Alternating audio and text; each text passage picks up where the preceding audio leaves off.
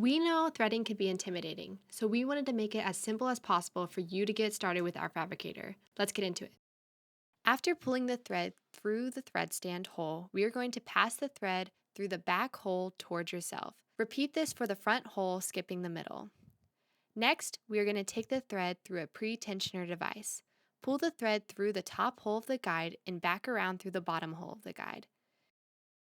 Then pull the thread over the top of and between the tension disc and down through the bottom hole of the guide.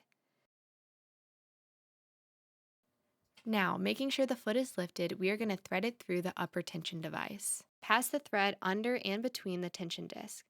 Then hook the thread around the take-up spring.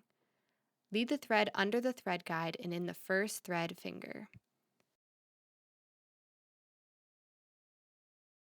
Next, pass it through the take-up arm from right to left. Then you will continue the thread down and through the second thread finger on the left side. Now we will take the thread through the last thread finger and through the needle bar thread guide from top to bottom. Then we will go through the needle from left to right. And finally, through the hole in the center foot.